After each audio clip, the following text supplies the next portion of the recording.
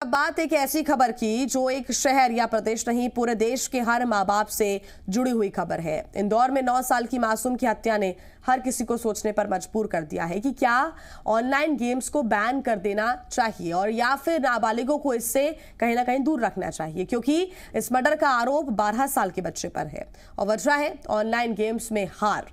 Police की माने तो motive behind the crime online games में हार है। खबर है कि 9 साल की बच्ची और 12 साल का एक बच्चा ऑनलाइन गेम खेलते थे, जिसमें बच्ची लगातार जीत जाती थी और इसी वजह से 12 साल के नाबालिग ने बच्ची का सिर कुचलकर हत्या कर दी। आरोप है कि हत्या के बाद ये बच्चा घर की बाथरूम में आकर छिप गया था, जिसे बाद में पुलिस ने अपनी गिरफ्त में ले लिया। डीआईजी हरिनारायण चारी मिश्र के मुताबिक हत्या के आरोपी नाबालिग छात्र को बाल संप्रेषण गृह भेजा जाएगा और ये खबर केवल इंदौर नहीं बल्कि पूरे देश के लिए बेहद जरूरी है, क्योंकि लॉकडाउन के बाद से ही सभी स्कूलों की पढ़ाई ऑनलाइन हो गई है। ऐसे में ये मॉनिटर करना बेहद जरूरी है कि आपका बच्चा मोबाइल या फिर कंप्यूटर में आखिर क्या कर रहा है और उसकी मानसिक हालत कैसी है। कहीं ऐसा ना हो कि आपका बच्चा भी किसी प्रतिशोध में हो और ऐसी किसी घटना को अंजाम दे दे।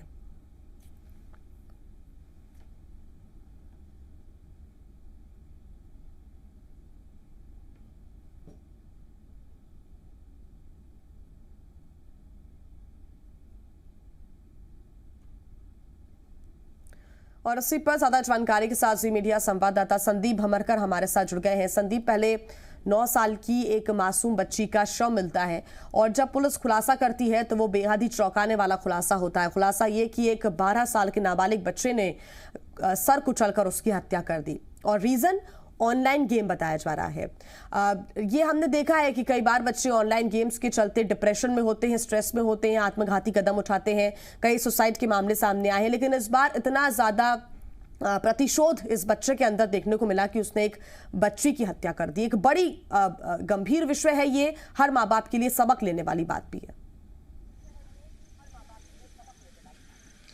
बिल्कुल जिया, और साइकोलॉजिकल फील्ड में इस चीज़ को लेकर बड़े शोध हो रहे हैं, बड़ी बातें हो रही है, इसके निराकरण के उपाय अपनाए जा रहे हैं और पेरेंटिंग को लेकर भी बातें की जा रही हैं।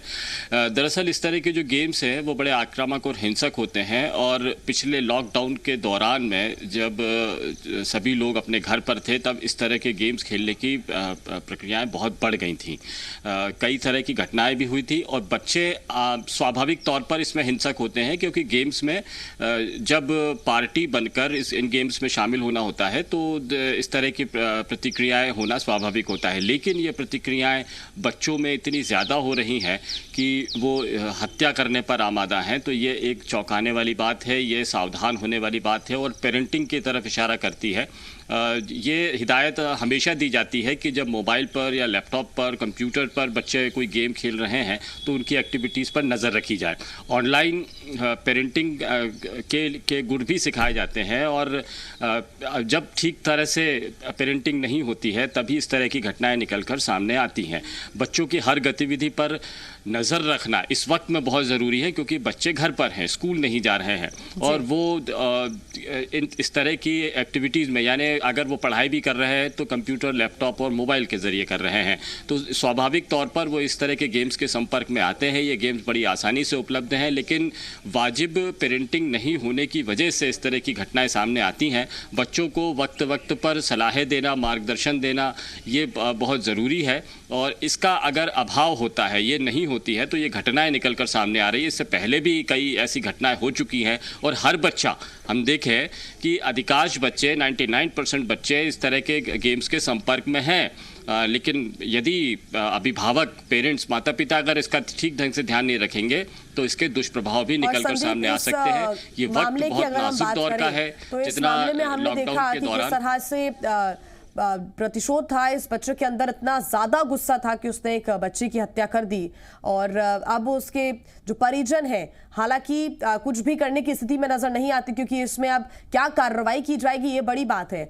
पुलिस का क्या कहना है अब इसको लेकर, इस पूरे मामले को लेकर आगे की क्या कार्रवाई को अंजाम दिया जाएगा, क्या कुछ प्रक्रिया रहने वाली है? अब